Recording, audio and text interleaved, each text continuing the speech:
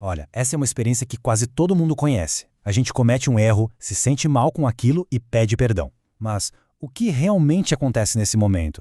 Qual é a diferença de verdade entre um simples remorso e um arrependimento genuíno, aquele que a Bíblia descreve como algo que transforma? E essa é a grande questão que a gente vai explorar hoje.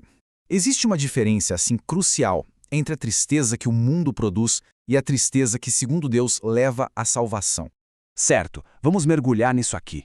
Pensa assim, de um lado, a gente tem o remorso. É aquela culpa, sabe? Aquela tristeza que aparece quando o erro vem à tona. A Bíblia chama isso de tristeza segundo o mundo.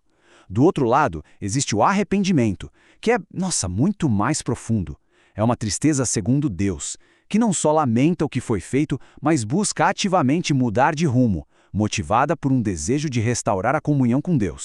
Para entender o que é o arrependimento de verdade, a gente precisa ir na raiz da palavra, no significado bíblico. E a essência de tudo está na mudança. A palavra usada lá no Novo Testamento é metanoia. Literalmente, meta quer dizer mudança, e noia vem de mente. Então, o ponto central é esse. O arrependimento começa com uma mudança radical de pensamento. Não é só se sentir mal, é pensar diferente sobre o pecado, sobre si mesmo e sobre Deus.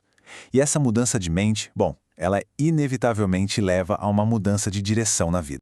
E essa comparação aqui ilustra a diferença de forma brilhante. O grego tem outra palavra, metamelomai, que descreve uma mudança de sentimento, um pesar. Foi isso que Judas sentiu. Ele sentiu remorso, sentiu dor, mas isso não levou ele a uma mudança de vida. Agora, metaneu, o verbo para arrependimento, é o que Jesus e João Batista pregavam, uma reorientação completa da vida que começa lá na mente. O profeta Joel captura essa ideia perfeitamente. A ordem é para rasgar o coração, não as roupas. Isso mostra que o que importa não é a demonstração por fora, a tristeza aparente, mas sim a transformação interna, sincera, do coração que se volta para Deus. Ok, mas e na prática? Como é que a gente identifica isso? Como distinguir o remorso superficial do arrependimento genuíno no dia a dia? Vamos ver o que a Bíblia mostra pra gente através de alguns sinais bem claros. A gente vai analisar 4 sinais que dá para observar num coração verdadeiramente arrependido. Eles funcionam quase como um guia para a gente entender a profundidade dessa transformação. O primeiro sinal é uma tristeza que vai além do ego. Não é a tristeza de ter sido pego ou de ter que encarar as consequências.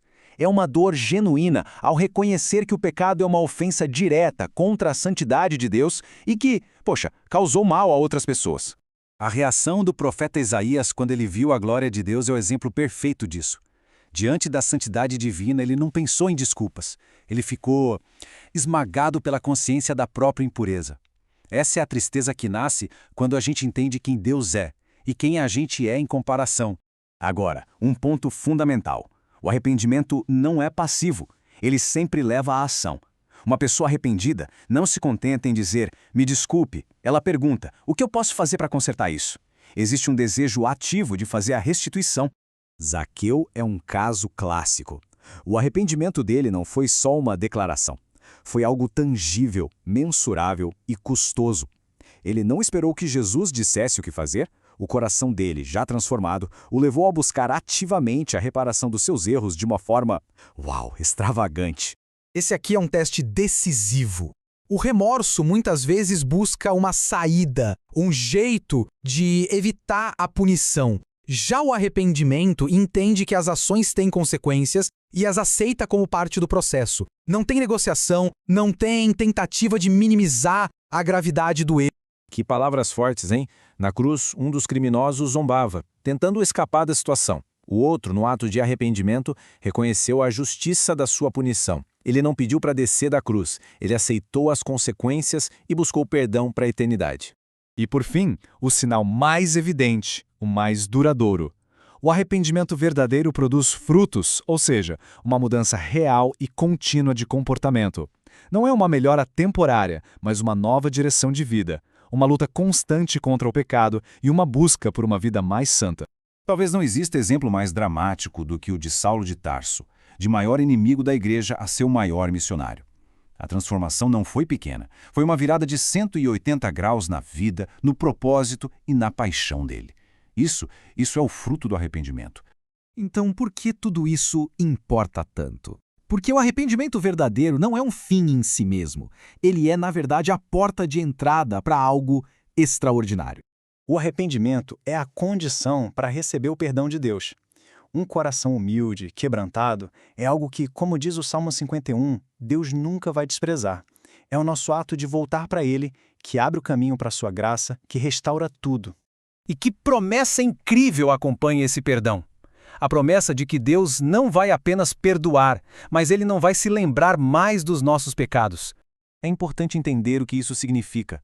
O Deus que sabe de tudo não esquece. Não se lembrar nesse contexto é um termo de aliança. É uma promessa ativa de que Deus escolhe nunca mais usar nossas falhas passadas contra nós. A dívida é cancelada, o registro é limpo, para sempre. Então, o resultado é uma transformação completa. A gente recebe o perdão, o nosso relacionamento com Deus é restaurado, ganhamos um novo propósito e iniciamos uma jornada de santificação, buscando viver de uma maneira que agrada a Deus. E a importância dessa jornada é imensa. O autor de Hebreus deixa bem claro que essa busca contínua por uma vida santa, que começa com o arrependimento, tem consequências eternas. Em resumo, essa é a mensagem central. O arrependimento não é sobre se sentir culpado para sempre.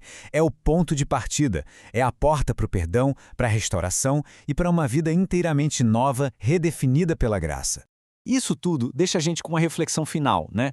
Se o arrependimento é a chave para essa transformação, para essa vida nova, qual seria então o primeiro passo nessa jornada?